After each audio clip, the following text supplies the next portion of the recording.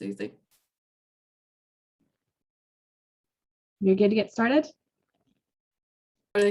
Yep. Okay, good. Okay, so welcome everyone to this all-state virtual event. I'm Susie Murda and I'm a director in all-state Northern Ireland. And I just want to spend a couple of minutes, very short minutes, just giving you an understanding of where all-state sits and try to join some of the dots for you guys on how this event actually came to fruition today. So Allstate is a household name over in the US, and if we were all sitting in the US, we would probably have friends or have our own insurance with Allstate, as it's one of the largest brands for primarily auto and home insurance. So here in Northern Ireland, we have around 2,400 people working for Allstate. And what we do, it's primarily a tech house here in Allstate Northern Ireland, and we bring software to life for our customers and our internal systems. So the majority of us here on this call are leaders or engineers, people who code, people who lead projects, people who manage data, people who work in cybersecurity. They are people who that is their day-to-day job.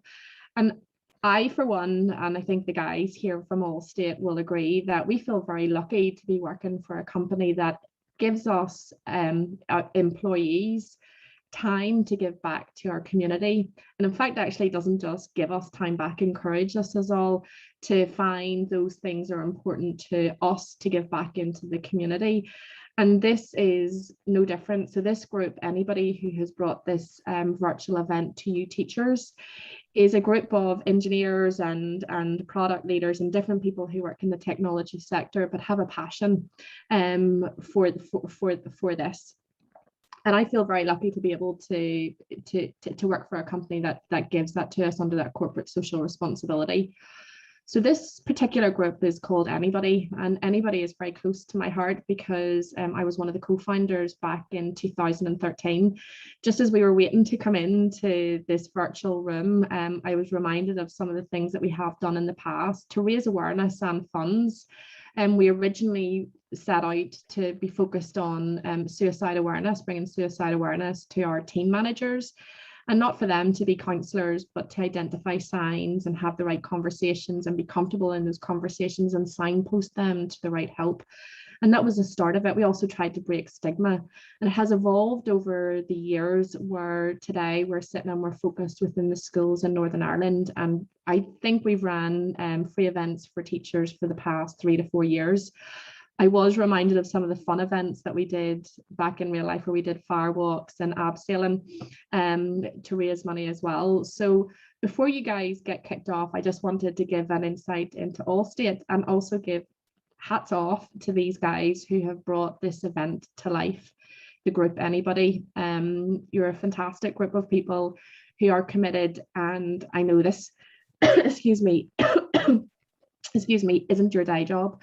The drive and commitment and passion that you have for this subject matter blows me away.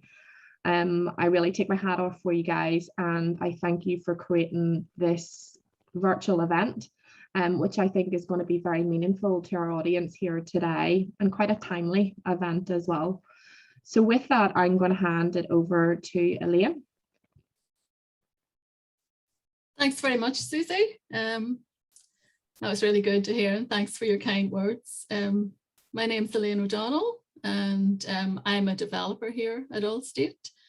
But on behalf of ANIbody, I'd really like to welcome you all. This is our second Zoom event for teachers. The other events have been held in our offices in Northern Ireland.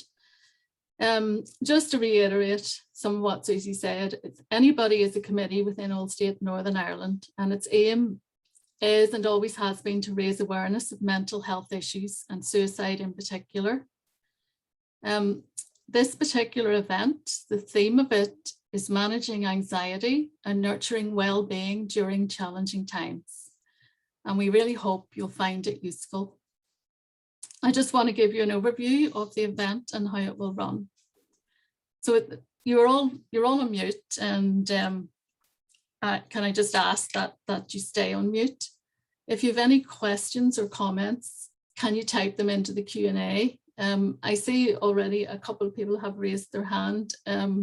We can't really respond to that, so it would be better if you just use the Q&A and type even any issues you have in there, and we'll get back to you. So the talk itself will last between 45 minutes to an hour, and a member of my team will monitor the Q&A and ask questions to Stella after her talk. And after that, we will have the draw and its results. So hopefully we'll finish between 5 and 5:30. So before we formally begin, we just want to say thanks to every one of you for the job you do. It hasn't been an easy few years for any of us, but for teachers, it's been harder than for most. Your goalposts keep moving, and we want to make it clear that we really value every one of you. I do believe that mental health education should be on the Northern Ireland curriculum. I know I'm going slightly off kilter, but it's very important to me. It's just as important as physical health. Unfortunately, it's not on the curriculum. We believe education should prepare our children for life instead of just academics. They need to be taught things like hope and resilience, persevering through difficulty, finding their passion, making the world a better place. We ourselves are no different. We need to be continually reminded of the need for self-care, perseverance, passion, hope. And on that note, I'd just like to introduce our speaker for the day, Stella O'Malley. Stella is a psychotherapist. She's a best-selling author, a public speaker, a parent, and she has many years' experience working in counselling and psychotherapy. She holds a BA in counselling and psychotherapy, an MA in cognitive behavioural therapy, and diplomas in youth studies, psychometric testing, and gender identity counselling. Her talk is titled Managing Anxiety and Nurturing Wellbeing During Challenging Times. Okay, Stella, over to you. Thank you very much. Can you hear me okay? Yep, we can hear you. Yeah, thank you very much for inviting me. I'm just going to share my screen and we'll be able to go through the talk. It is very important, just as Elaine said and Susie said earlier, I think it's very important that we kind of, in a way, acknowledge the importance of bringing mental health into our lives and also integrating it, into our work, because I do think we're performing at a higher level than we've ever performed before. We're asking more of ourselves than we've ever asked before. And so in many ways you could say, the numbers of people taking, by the way, they are soaring, antidepressants and anti-anxiety medication. It is soaring, and yet we're also asking more of ourselves. And then on the other hand, I would be quick to say, and we have the opportunity to be happier now than we've been before. So it's like we have everything, we've too much of everything. And in a way, when life was simpler, we might have had a lot more people who are unhappy. These days, we have a lot more people who are stressed. We have a lot more people who are asking too much of themselves, and they feel a kind of an overriding sense of anxiety. And well-being is getting killed. And it's kind of every day is, what do I have to do today? The diary is always full. You're never cleaning out your emails. You've always you're never at the end of your to-do list. And that sense of overwhelm is what I hear all the time. In the context of school, principals, COVID, I've heard it probably in a much more intense level. I did notice a couple of years ago, just before the pandemic, that the most common profession I had in my clinical practice was teachers and principals, school staff. They were the most common that were coming to me for, psychotherapy, counselling, support, because they were feeling, and again, I noticed huge patterns in these clients. The feeling was a feeling of overwhelm, a feeling of anxiety. And when we kind of drilled down, generally, they were asking too much of themselves. And I wrote a book called Fragile, very much based on anxiety. And it was released a couple of years ago. I'm sure you'll find it in the library easily. But it was based upon the fact that this heavy demand on ourselves is leading to a sense of anxiety. And so if we go back to, let's say, Dr. William Glasser, there's loads of different psychologists and they all have their own jargon and they all have their own kind of, secret to life. but they all come up with pretty much the same concept with different words. They use different jargon to say the same thing. I like Dr. Glasser's, and he founded, just so you know, he founded choice theory. And he's brilliant. He is a brilliant American psychologist. And the point is that we have physical needs. And all of us know that when we're hungry, a lot of us, if you're like myself, you get angry. When you're tired, you might get weepy. You know, you have different reactions to your physical needs. The very same goes for our emotional needs. And yet we don't seem to acknowledge them as needs. And some of us have very high needs and some of us have a low needs. For example, some people just can't cope without food because they have a very high need and they need their food, and they can't do this business of going 12 hours without food because they come to a halt, and they learn to kind of acknowledge that, feed themselves at the right time because their body won't function. The very same happens with your emotional needs, and it's not very often acknowledged. And so if you look at, this is Dr. Glasser's, but like I say, psychologists generally agree in and around these would be the 5 basic needs. So the 5 needs are love and belonging, the pink box, power is the red box, fun is the yellow box. They're nice needs, you know, we all have them. Gray is survival and blue is freedom. If you want to know what is love and belonging, what is our need for love and belonging? It's a sense that we need to have somewhere in our life that we can go, which is just as important as hunger or as food or as sleep or water, somewhere we can go where we feel we belong. And if we don't have that, our emotional well-being will suffer. And ultimately, if it goes on for too long, we will end up in mental health issues. And so you need somewhere, it might be home, it might be where you go home, it might be just your partner, it might be among your children, it could be anywhere, but you need a place where you feel you belong. And if you're continuously in a place you don't feel like you belong, imagine if you don't feel like you belong at work, it grinds in on you. The same with a sense of power. Now, a lot of people are a bit reluctant to admit they have a sense of power, but teachers would need to feel, this would be very important for somebody who's working in education, you need to feel competent. You need to feel that you have a sense of purpose, a sense of meaning in what you're doing. And you need to feel that you're good at it. A sense of competence is very important. And if you don't, again, I would say your mental health will suffer. And just to remind you, any questions you might put in, I'll attend to them at the end if you just stick them in the Q&A. So anybody who has a high need for a sense of competency or a sense of power, they could feel very ill at ease at a new job. But they could feel very ill at ease during the pandemic because it's like, hang on, there's no rules. I haven't been trained for this.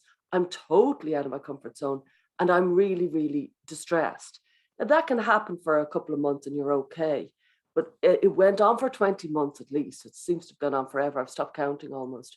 And that sense of, I don't feel competent in running my class in this manner, that could really, really get in on somebody's mental health. And from that, your mental health suffers and you start, and we all go to our weakness. Just when I say your mental health suffers, I might end up angry.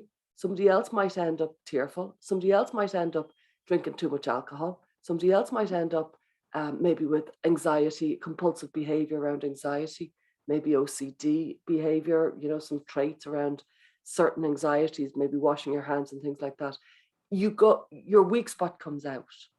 And so when I say mental health, you think, what is my weak spot? Your weak spot might be, for example, eating too much, drinking too much, shouting at your partner too much. We have our weak spot. Where do you go? Because that's where you probably would go if one of these emotional needs aren't attended to. The yellow one is often dismissed. That's a sense of fun. We all need a sense of fun. This is a need. And it's kind of, if you don't feel challenged, if you don't feel like there's some excitement in the day. And at the beginning, I'd say the first 6 months of the pandemic, at the start, it was fascinating and it was interesting for many people and we actually enjoyed the pause. Then it became monotonous and there was a lack of fun. The big factor with the sense of fun is something to look forward to. And so holidays to look forward to, days out, something to break the monotony, something kind of different. That got hammered during the pandemic. That sense of fun, that sense of expectancy. Let's go to a gig. Let's, go to my friend's house for a night. All of that got hammered and people really started to suffer. In and around last January is when I think it really started kicking into mental health. It's like we coped up until Christmas. By the way, there's a lot of distress around Christmas, a lot of kind of family feuds. I'm trying to convince clients and anybody I work with to call an amnesty from whatever happened last Christmas around COVID. and maybe start to move on, because it was really difficult. Everybody tried to do COVID their own way. Nobody really knew exactly how to do it. And so it became very difficult. The grey box, survival, that would be, some people have a very high need for safety. So that might be physical safety. It might be locking your windows, locking your doors at night, burglar alarms, or it might be economic safety. That might be pensions, a good job. It could be physical. It could be all around COVID. It could be all around your health, your food. Depends, but for some people that's really important. And if it's being attacked, just like the pandemic, your mental health suffers. So now you're starting to realize how some people might feel overwhelmed because of a sense of competency, and somebody else might feel overwhelmed by the sense of feeling threatened. And the last one is a sense of freedom. We all need to feel that we're autonomous on some level. And when you're a teacher, you're generally autonomous in your own classroom. That's generally where you feel, I'm competent and I'm free to work in my way. And over the years, one thing that I've really noticed in my work, in my clinical work, was teachers were losing a sense of autonomy. They were losing a sense of my classroom is my castle. And they were starting to feel again and again, I have no doubt people who are listening now are saying, yeah, this is happening in my school. They're starting to feel like all the admin is basically kicked in to my work, and I'm not feeling like I can do it my way. I'm so tightly kind of stretched to the curriculum. It's actually impacting my sense of autonomy and freedom in my work. It's a real issue. Don't dismiss it.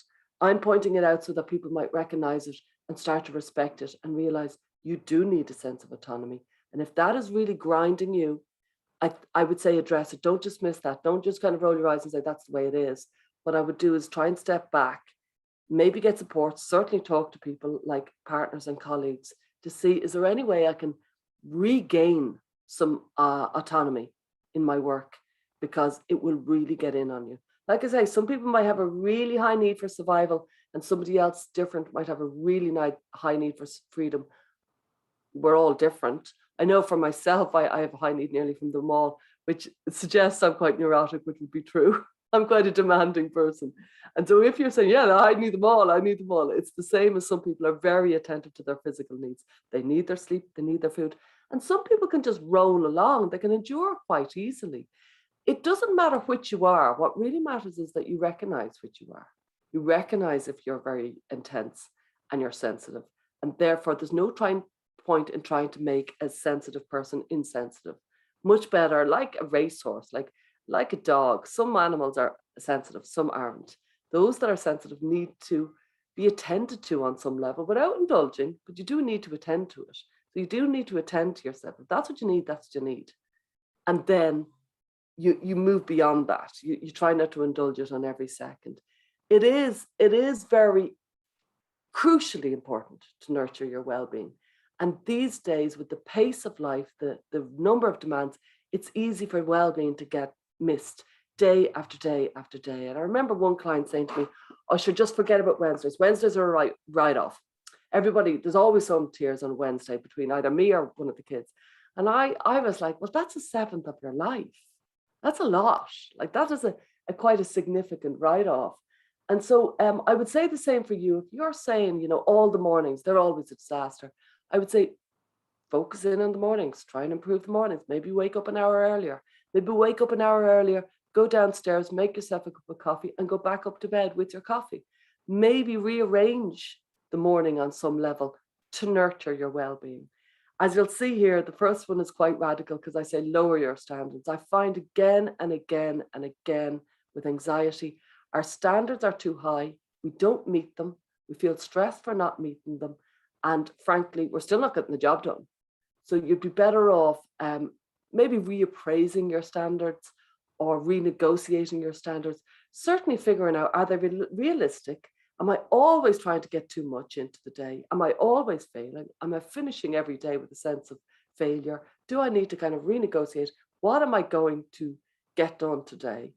And rather than always kind of chasing yourself and never quite, never achieving it. Don't work too hard. An awful lot of us, and I know Allstate are corporate, but I think an awful lot of the corporate bodies, just like Susie said at the beginning, they're starting to acknowledge the importance of mental health because it impacts everything. It impacts the work and it impacts everything. And so many corporate jobs have brought in a sense of respect for mental health and not working too hard. I'm not convinced education has caught up. And so they often think that's the way it is, it's a, basically diktat from on high. The government says we have to do this, and so we do it. And that's where you have to work clever rather than being foolishly busy. And if you're taking hours and hours and hours to do something and other people aren't, maybe you need to kind of have a good kind of critique on what you're doing. As it says there, stay in touch with colleagues, figure out if something is frying your brain and taking you a huge amount of time, now's the time to speak up, because after the pandemic or during or where are we, kind of beginning of the end of the pandemic, everything's changed, everything's slightly renegotiated. Now's the time to speak up if you're saying, I'm finding this really difficult. I'm finding re-entering school really difficult. I'm finding, certain rules really difficult. Now's the time to speak up, because a lot of people are staying quiet because they think they should have caught up and they're feeling uneasy. That's the real sense I get from clients, is a sense of unease. You need to spot the obstacles to your well-being, and that could be work, that could be the commute, it could be your home life, it could be anything, but try to spot them. And lastly, and probably most importantly, take a moment just now, drop your shoulders, soften your jaw, and let yourself be happier. There's a great book called, it doesn't sound really good, but it's actually brilliant. It's called 5 Regrets of the Dying, and it's by Bronnie Ware. She was a hospice nurse and she used to visit people in hospices. She's Australian. And rather than, she didn't visit people in hospices. She was a hospice nurse who visited people in their houses when they were dying. They had this brilliant system where they would basically have hospice nurses come to the house when the person is dying, and they would that's how the person would have the hospice experience. And she noticed themes from people who were dying, and she noticed very common themes, and that's why she wrote the book 5 Regrets of the Dying, because she noticed there was about 5 common themes she noticed. One of them was, I wish I hadn't worked so hard. One of them was, I wish I'd kept in touch with my friends. One of them was, I wish I'd let myself be happier. And that's why I put that one in there. Let yourself be happier. You and I and all of us today could let ourselves be happier. We could kind of make a decision today, just today. Tomorrow will bring its own challenges, but today we could just say, actually, I'm just going to focus in, and I'm just going to soften my jaw, drop my shoulders, and just let today just be that little bit more pleasant, because I'm going to bring a little bit of attention to it. It's so important, because what happens is, that old Pink Floyd song, 10 years are gone and past, and I forgot, I missed it. I didn't attend to my happiness. When I look back in my 20s, I just think I worried all the time. I was worried. I just worried all the time. And I wish I'd let myself be happier, because it was a very exciting time, but I forgot to center well-being. And very easily, I'm in my 40s, it's very easy for those of us who are in our 40s, in our 50s, to really feel sandwiched between our parents and our children and our work. We can feel very compressed, and we can forget that, honestly, this is the heyday. This is your life. This is like Act 3. It's happening right now.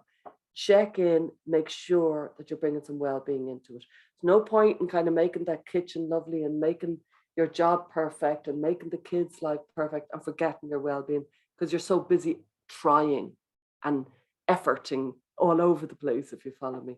So it's a really important kind of lesson to learn, which is remember to enjoy the day, remember to center the well-being. And a lot of people listening, I'm well aware, will say, I'm not there, I'm not at well-being because my anxiety is too much. As I said, I've written a book about it called Fragile, and I do recommend that you go and learn about it. You can go online, there's so many resources about anxiety. But for me, a really nice definition of anxiety would be the one in front of us in the screen here: an overestimation of the danger and an underestimation of our ability to cope. And what I seek is that we don't overestimate the danger and we don't underestimate our ability to cope. And if we can just do those two things, we will be less anxious. And what I look for in clients or anybody who's listening to me now is just learn to reasonably estimate the danger. Try to be accurate. Try to bring in accuracy into the situation as opposed to emotion. So if you can just accurately estimate the danger and accurately estimate your ability to cope, you will immediately feel less anxious. And the brilliance of that is actually, okay, so I'm not saying, oh, look in the mirror and tell yourself you're beautiful. I'm not saying, be positive and fake it till you make it. I'm not saying any of that. I find that actually quite anxious making, that sort of thing. What I'm saying is instead that it's very important that we learn to accurately assess any given situation, and we appreciate our ability to cope, and we appreciate the danger, but we don't overestimate it and we don't underestimate it. And that's a key for anybody who's anxious. Maybe talk with your partner, maybe talk with your mother or your friend, and remind them of that definition and say, maybe to your friend, I tend to overestimate the danger. Help me, remind me. When I'm losing it the next time, remind me that's my weak spot.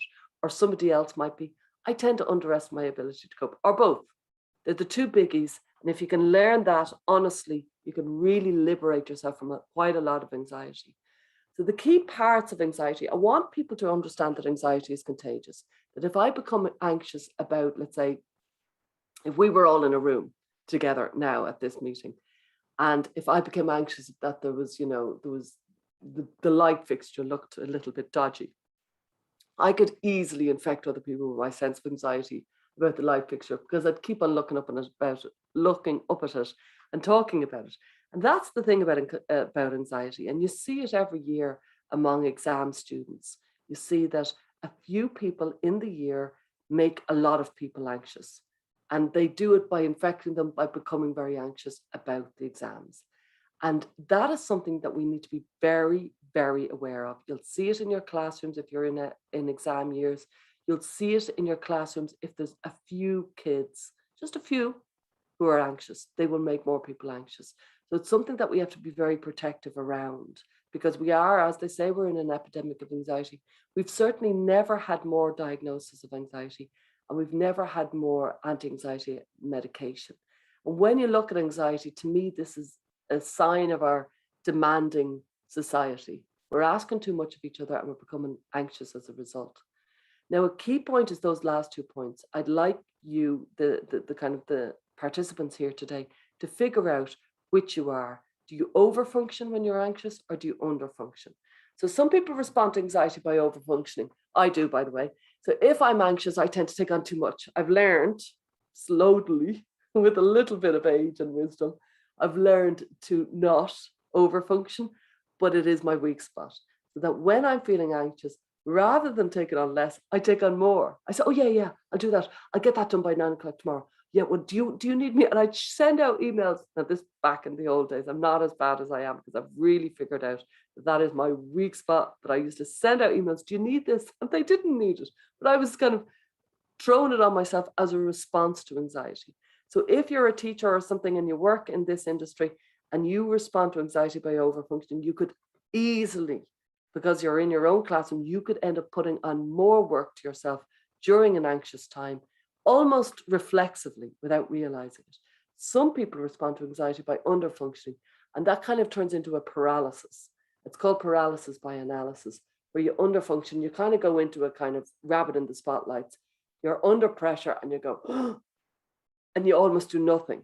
And that's equally a problem. It's just as frightening, it's just as horrible. Whether you're under functioning or you're over functioning, it's a very stressful response. And what you're trying to do again is accurately functioning, which is not doing too much, it's not doing too little. And it's like Goldilocks, and I'm well aware it's very, very hard. And I do want to kind of input at this point, the challenge of the human condition. It is difficult to be human. We all live in this kind of complicated tension of trying to be happy, having moments of great joy, having moments of real despair, having moments of feeling like, am I normal? Having moments of feeling like, I'm brilliant, I've got it going on. We all work in that tension all the time. And, from the days of Socrates onwards, we've been trying to figure out the human condition. And it is generally agreed that it's very difficult, to be a human, but it's also worth it. And there's a lot of value, and there's extraordinary depth, and it's well worth living. And so I think a lot of people these days are starting to think, I certainly see it in my clinical work, they're starting to think that everybody else is happy and is rolling along at ease. And I just want to say, no, that's not the human condition. The human condition is quite tense. The brain is a problem-solving organ. We're rolling along doing stuff. Some people go into very dark depths and need more help, and they should get therapeutic support. And you'll know it because you'll be honestly recognizing yourself when I say it. You'll think, I do need more help, and I'm not admitting it. And many of us will be kind of on a low edge of stress, and that tips into too much. And you know that great quote, you know, the massive men lead lives of quiet desperation.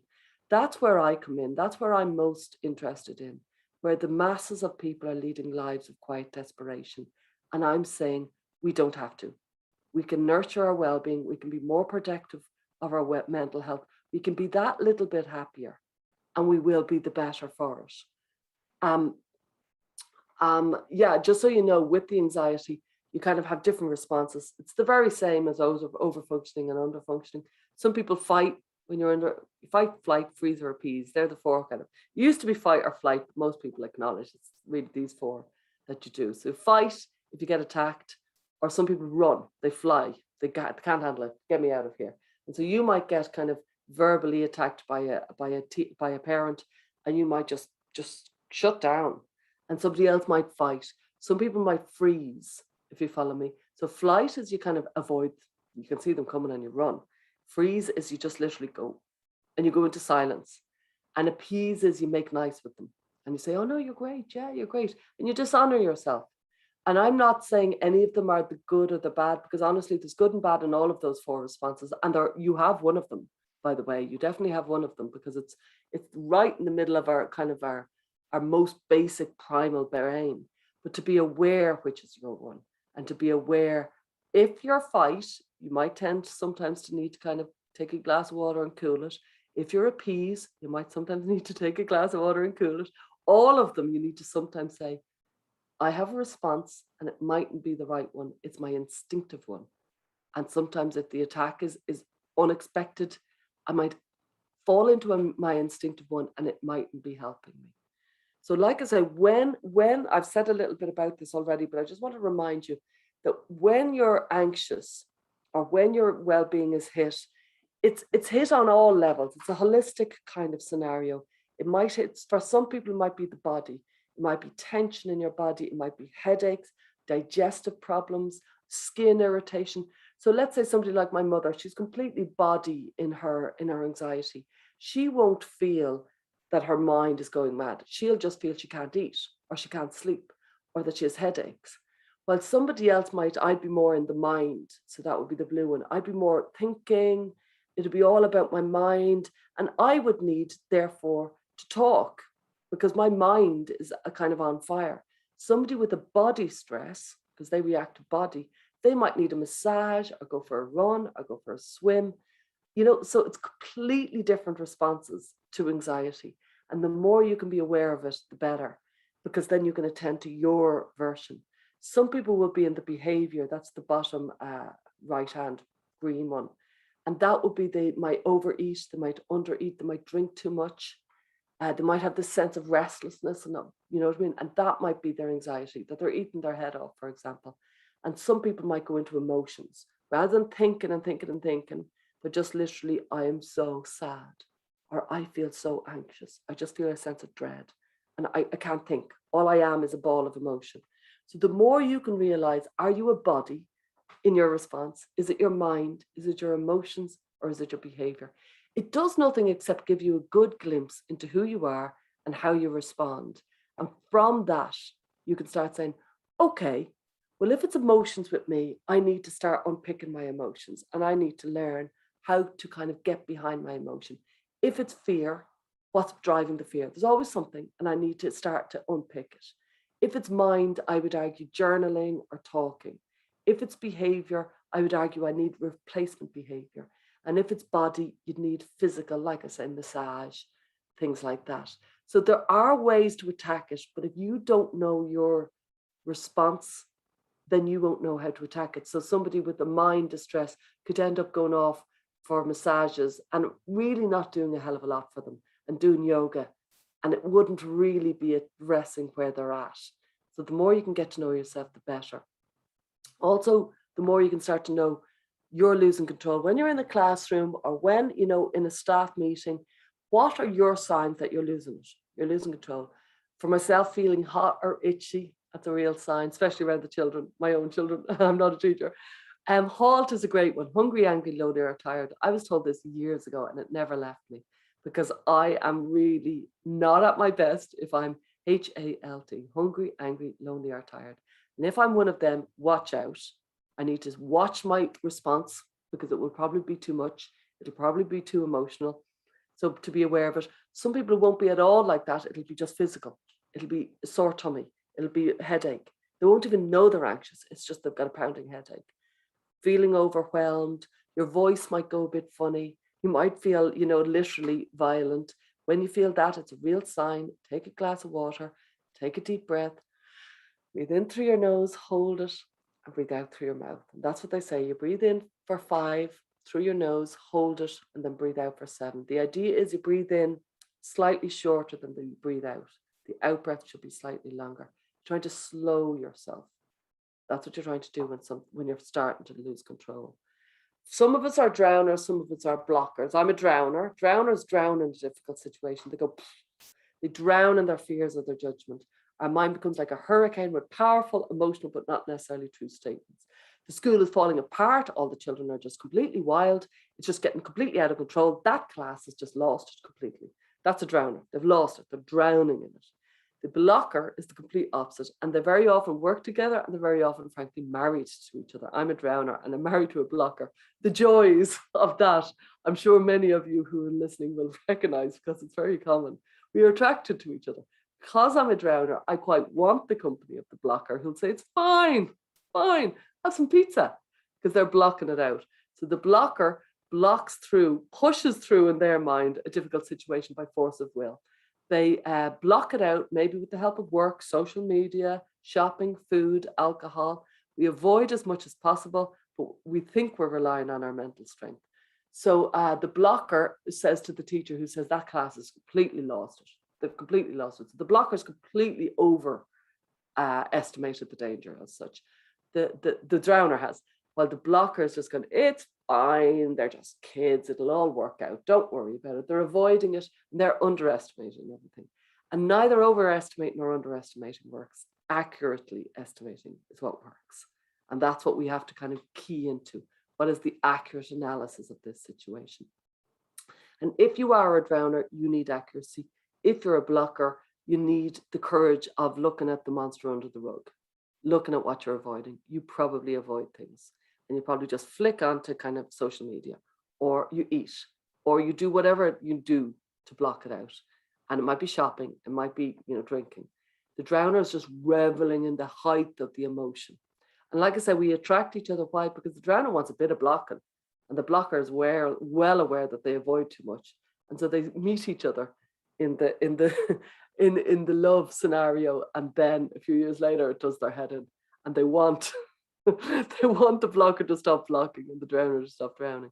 Very easy rule of thumb that can really help you out in kind of understanding how you respond. And you might be thinking, yeah, what do I do with all this self-knowledge? Well, the big key point is you're trying to slow yourself down. You're trying to ask less of yourself. You're trying to ask less of yourself by being shrewd, by coming to talks like this and thinking, I really need to sort myself out. My mornings are a write-off, or I need to sort out the nights. We're having a fight most nights. So you need to learn the art of stopping. You need to learn the art of kind of stop being on this emotional thought train. Stop always just going from busy, busy, busy, busy. Learning to pause, learning to tap into how you're feeling. Just right now, if you could just soften your shoulders and just think, how are you feeling? Are you looking forward to tonight? Can you make tonight nice? Can you make it a pleasant day? It doesn't matter what your problems are. Can you make some pleasant aspect for the night? There's a nice acronym here with STOP. Stop what you're doing. S, stop what you're doing. T, take a breath. So for the breath, breathe in through your nose, hold it, and breathe out through your mouth. When you breathe in through your nose, maybe breathe in for 5, hold it, and then breathe out for 7 through your mouth. So stop what you're doing, T, take a breath in and out. O, observe your thoughts and your emotions in your body. That be, how am I feeling? I'm feeling tense. I'm feeling irritable. I'm actually feeling furious now I think about it. So you start tapping into how you're feeling, and then you proceed with something that will help you. That might be, I need to ring my mate. I'm lost and lonely and I feel very at sea. Or I need to get myself a cup of tea and just, read my book because I'm feeling really overwhelmed. Or I need to send that email. I've been avoiding it all day and it's actually straining me here. You know what I mean? So you do STOP, stop, take a breath, observe what you're feeling because you're probably unaware of what you're feeling.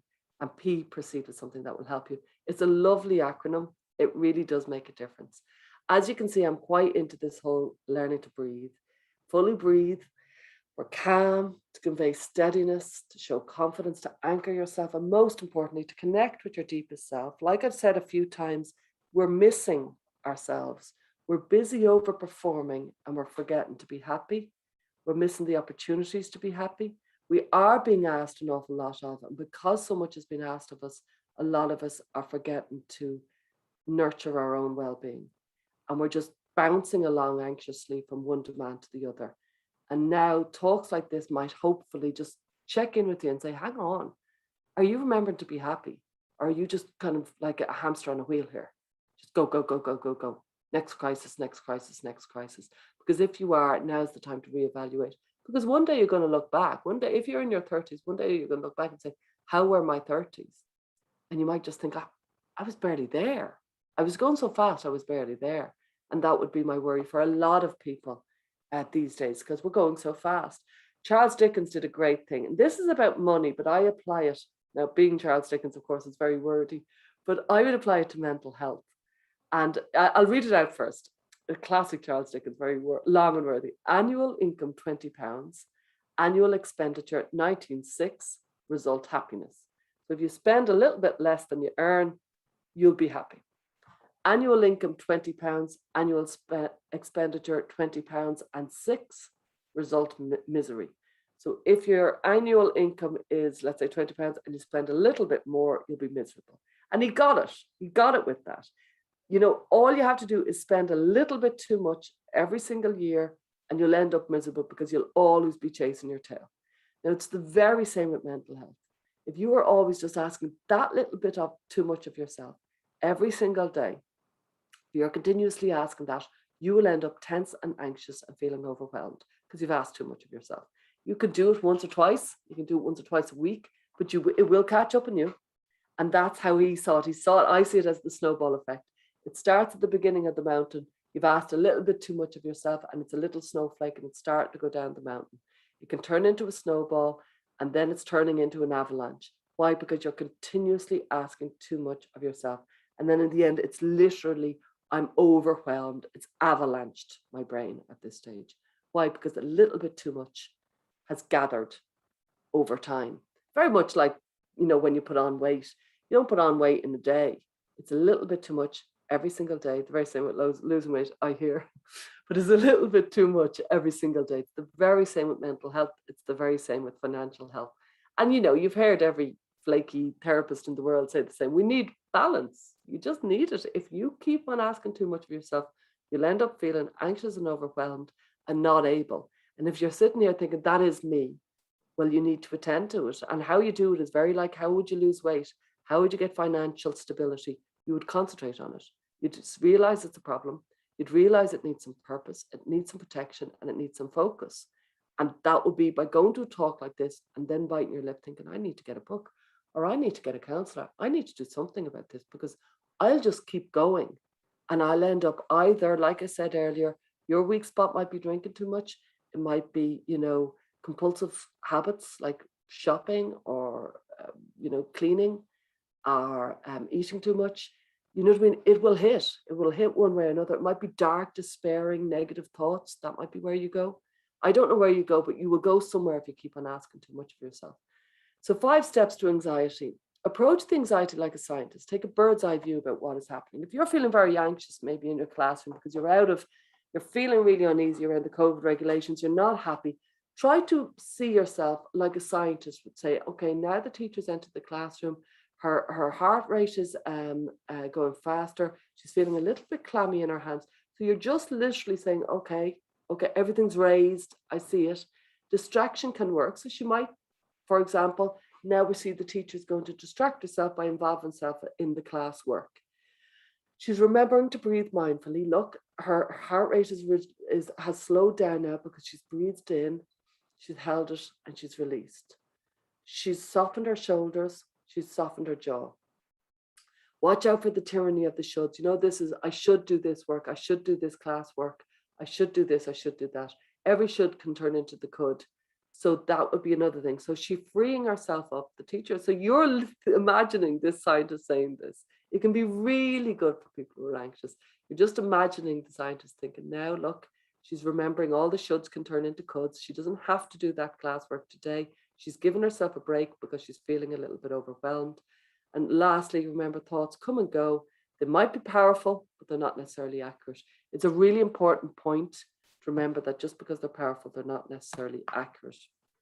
Like I say, reminder that if you want any questions, make sure to stick them into the chat, and we'll give some time towards the end to answer them. Yeah, so like I've said before, recovery, it's very simple and it's very difficult. It's simple insofar as what you need to do is focus. You need to breathe. You need to slow down. You need to attend to your issues. You need some self-awareness in the first place of what they are. But it takes a lot of focus, and that's why it's not easy. It takes a lot of commitment. It's like losing weight. You won't do it without, focusing on it. Because if you keep on just saying, oh, I must, it doesn't go anywhere. So you might start with a feeling of stress at the top of that circle. You might feel you're able to manage. Then you feel an improved mood. Then you're giving yourself kind and helpful thoughts. You're using relaxation techniques, and you're okay. If you kind of did the negative of all of that, I'm not able to manage, you'd have a disimproved mood. Your helpful thoughts wouldn't be helpful. There'd be negative thoughts. You wouldn't use your relaxation techniques, and you'd be getting worse and worse, and the snowball would be happening.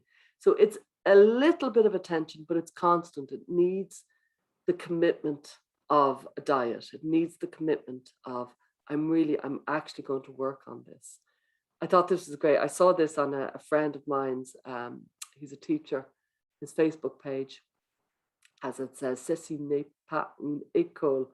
As in, it was all the teachers were asked to, work out of their competency when they were asked to do Zoom school. I remember, the communists back in Russia, they used to say,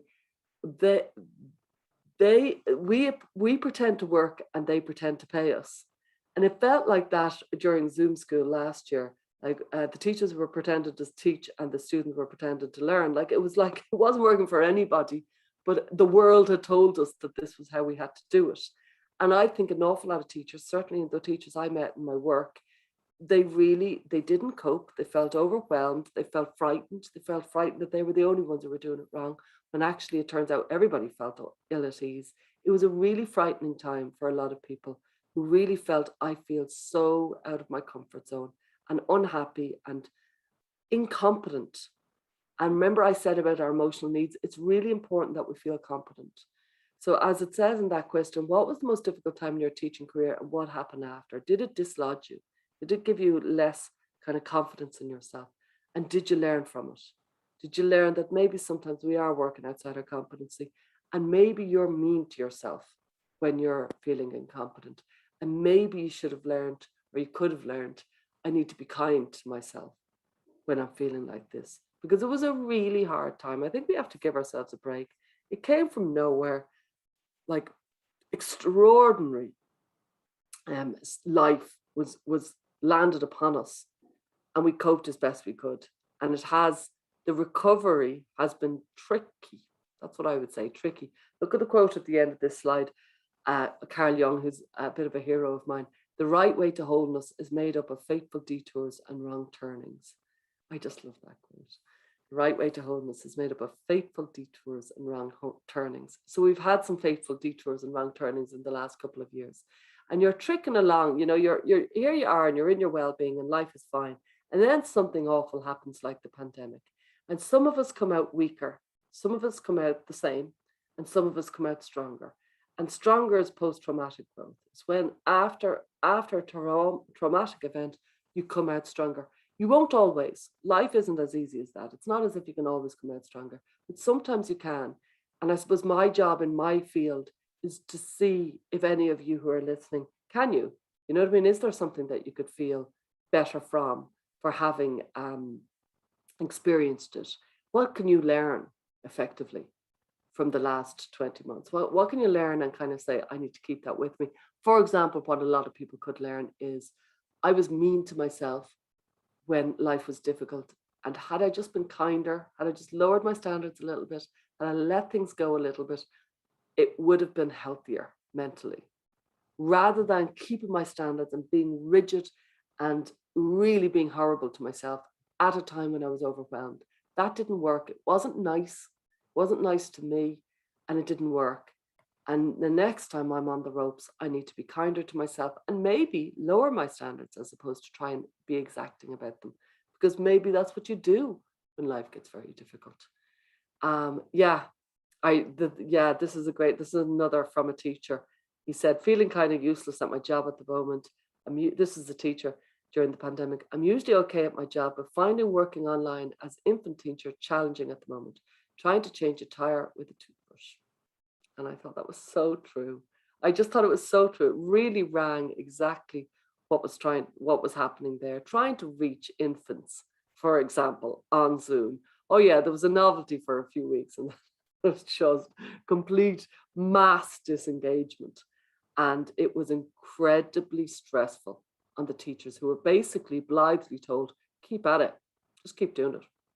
And that was a horrible feeling. And I think people who really think they're very good at their job would have felt so out of control and so panicky at how this was unfolding. And now, life is getting slightly back to normal. How are you feeling now after that? Because, really quite dark thoughts might have happened during that. I'll just check the time, because I know we have to give some time to some questions. Make sure to put in some questions. I'll talk for a couple of minutes more. And this is kind of an interesting thing to finish on. It's about your emotional brain and your wise brain. So what they realized was basically back when we were cavemen, we just had the limbic brain, the emotional brain. It's the oldest part of our brain. It's in the back of our head, deep within the back of our head. Oldest part of our brain, the most powerful part of our brain, the most certain part of our brain. It's the part of our brain that gets awakened when we feel threatened or attacked. That fight, flies, freeze or appease, that kind of very powerful. And it's the stupidest part of our brain. So it's our caveman brain. They call it the chimp brain. You punch somebody, you shout at somebody, you run away. It's like, what was I thinking? No, you weren't thinking at all. You were in your animal brain. While the neocortex is this part of the brain, this is where we've evolved. So this part of the brain evolved since we've been ape-like animals. And this is wise, and it's slow. It's contemplative. It's not sure of itself. It's more like a chess player. I'm not sure, should I do this or should I do that? And it's the most intelligent part of your brain. So it's really interesting that this certain brain, full of power and certainty and self-righteousness, and that's your stupidest part of your brain. And the clever part is really like, I'm not sure. It's like a professor. Should we do this or should we do that? I'm not sure. So be very wary of that power, because it's not necessarily leading you right. And have respect for the uncertainty. That's what it is to be human, is to be uncertain and to kind of live in that tension of uncertainty and not quite sure where you're going. That's human. It's perfectly fine to live like that.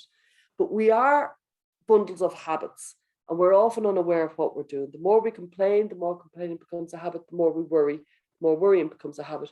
This was a revelation in neuroscience in about 20 years ago in psychology, that they realized, oh my God, every single day we're putting down neural pathways.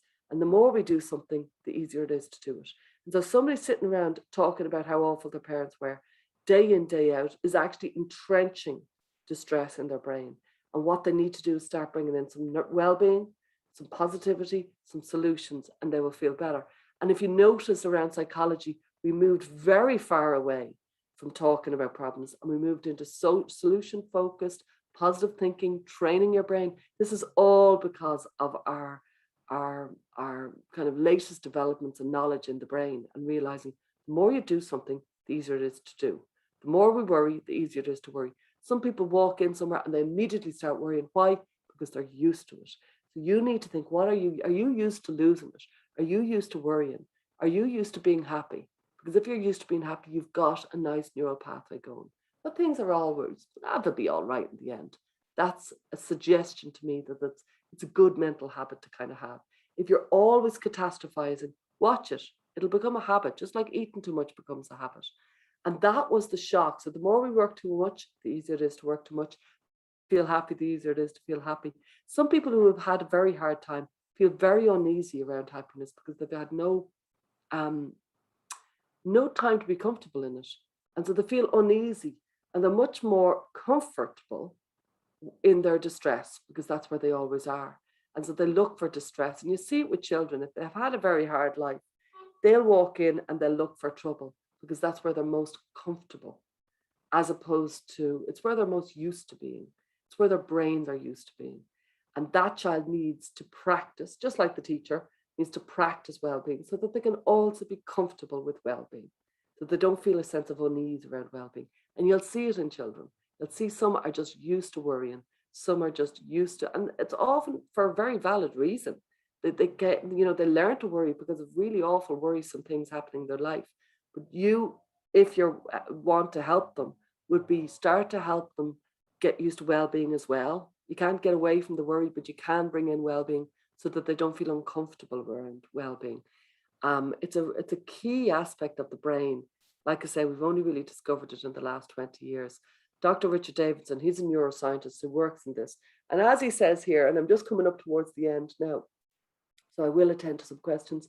He says, well-being is a skill fundamentally no different than learning to play the cello.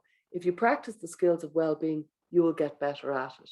So the point being there is, if I gave every one of us participants a cello to practice, and if everybody practiced it for 15 minutes every day for the next 365 days, in a year, if I came back, we would all be significantly better at the cello.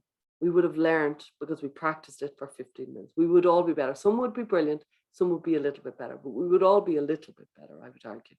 Now, it's the very same for well-being. So you could say, oh my God, my life is so stressed, I can't even think. I'd say, yeah, it's vitally important that you practice well-being. It's vitally important that maybe 15 minutes a day you give to well-being. Just like you would with a diet, you're saying this is a commitment, you do it every day, you nurture it, you protect it. Maybe you watch Friends, and that always makes me laugh, that program. Or maybe you watch comedy, or maybe you listen to music, or maybe you go outside, maybe you do yoga, maybe you do deep breathing. You do something for your well-being for no other reason than to practice it because you're in a habit of distress and you need to kind of bring in some pleasant habits, or it will engulf your life, and you will get into too much of it, a habit.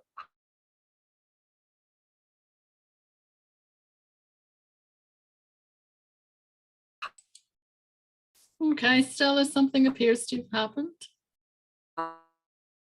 Have you lost your connection?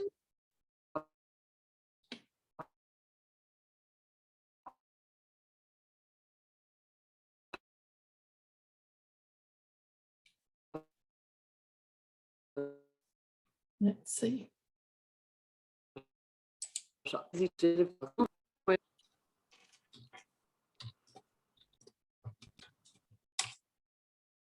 Hello? Hi, Stella. I don't know what happened there. Am I here? Yeah, you're here now, but we lost you there. Hello, everyone. Was I talking to myself? Yeah, you were. Oh no! For how long? Where did I miss? No, just on the last slide. Okay, good. Okay, well, I was coming to the end anyway, and I think I've more than drummed in the kind of the point, and the point is that I really, really think it's incredibly important to center our happiness, to kind of protect our well-being, to realize all you have to do is attend to it, but it's like a diet, you just have to attend to it in a protective manner, or it'll catch up on you. Does anybody have any questions? Maybe Phil might have any, if there are any. I'm not sure. Yeah, Stella, look, I mean, that was very interesting and thought-provoking, especially for me, so I hope everybody else felt the same. Just for the people on the line, can we do a virtual round of applause, maybe? Thank you very much, Phil. Very interesting. Well, I'll get the blood flowing anyway, back to people. Yes, there is a couple of questions for you. Probably the latest ones there. Can they get a copy of the slides? I think the presentation, we're going to put it up online anyway, but can Great. individuals get a copy of your slides, your Yeah, presentation? I'll send them over. I'll send them to Caroline, or Yeah, I'll send them that's over. okay. Yeah. That's great. One of the participants has just pointed out, and that's for Elaine, that it is actually on the Northern Ireland curriculum as part of the personal development statutory requirement. So maybe Elaine needs to go and just check her facts out again. First question for you, Stella. Can you function and underfunction at different times? Oh, brilliant question. Like a set person, or does it change with the situation?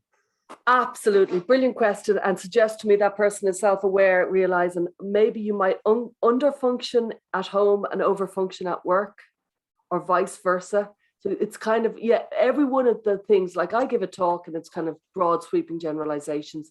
And then when you work with somebody, you realize there's actual specifics. So for example, I would overfunction at work and underfunction at home in times of stress. So you could just kind of collapse at home and you could overdo it. In different contexts, some people will bring it out of you. So you might say, around my family, I completely overfunction. I just take over. And around my friends, I completely paralyze. So that's you getting to really know yourself. So you can definitely do it. Like I say, I give the generalizations for the talks. But yeah, you can. Okay, thank you. You had a slide up there that had the 4 quadrants. You know, if you're sort of things, is it possible to be in more than one quadrant at a time? Oh, very much so. For myself, I would be mind and emotions. That's where my brain goes. For somebody else, it could be body and it could be behavior. They're the two obvious. Do you follow me? Somebody who's very body, they might get skin irritations and they might overeat. Somebody mind and emotions, they're common, what would you say, connections. But you could do both. You could be body and you could be mind. You could be any of them. You could be all 4 of them. If you're very stressed, all 4. Like, for example, I remember I had a really hard time a while ago. My body never collapses. My body completely, my skin turned into, I don't know what, some sort of scaly thing. Everything happened because it was the level of stress. It was like the mind went, the emotions went, the behavior went, and then the body went. It was like, and that's what they say. It's a really key point. The body is giving you, or you're getting signs. You're getting signs from your mind, from your overeating. You're getting signs from your skin. You're getting signs from your digestive. You're getting signs from your mind. You're getting signs from yourself. Things are too hard. You need to attend to them. And every time you don't attend to them, more comes. And then finally you attend to them, hopefully. Thank you. Just staying on that sort of theme there, can you be mind and body in responses to different stressors? You know, is it your sort of tell signs or your displacement activities or whatever you want to refer to them Very as? much so. And that's people getting to know themselves a little bit more deeply. So like, your body could react around, let's say, school or work, and your mind could react with your partner. You know what I mean? Even the more you get to know how you react, you could say, oh my God, my digestive's gone askew. That means work. That's always work. And that's somebody who's really getting to know their own responses in their own. And that's why it's so hard, for us all to know each other, because we're all so different. But the more you can get to know, the deeper, kind of get into the weeds of how you respond. Every single one of the things I say there, they can apply around to everybody. But the more you're aware of it, the more you realize what needs to be attended to. That's great. That's about it. Basically, this seems to be your very important thing that everyone wants to get hold of. That's been great. Sort of a chat, Stella, eye-opening for us all, I'm sure. Brilliant. Good. For the people that want to get in touch with us about the slides, do we have an email address or something that everybody can send it to? The ANIbody@allstate.com, maybe? If they request through that, and we can. Sorry, Stella, I'll send them out if Stella forwards them to us, I'll just send them out as part of the follow-up. That's great. Okay. Look, I'm going to the bit that certain people probably hung on in there with us. We'll have a wee prize draw of 3 prizes. I'm going to hand you over to Paul, who's hopefully done a draw or is about to do a draw. Paul? Thanks, Phil. Yeah, I have 3 winners here in the traditional way in reverse order. The third prize of £60 voucher is Jacqueline Kelly. If Jacqueline can wave or do something. And for £90 voucher in second place is Charlotte Green. Jacqueline there, yeah, Charlotte there as well. And first place then for £130 voucher is Catherine Toner. Catherine there? Yeah, Catherine's there. Yeah, that's great. So congratulations, guys. Hope you enjoy the vouchers and enjoy them, relax and chill out. Thanks, Phil. Okay. Will I put my video on? I forgot. Oops. It's slow. There we go. So just to say, for those 3 people, we'll be in touch with you to work out what you want the vouchers for. So we'll do that tomorrow. We'll send out an email and we'll discuss it that way. I just want to thank Stella. Like Phil, I did learn a lot. I've written a few things down, you know, I kind of written down. I resolved not to do too much. I have a few other resolutions that I'm not going to say out loud. And I have written down, it's not easy. And, you know, I do think that's true. It just isn't easy. But it's good to know that practice does help. And the last one was just to say, to be uncertain is human. I did find that really, really important, and I've written that down. Just thanks very much, Stella. Thanks very much to Allstate for funding this and for giving us tremendous support.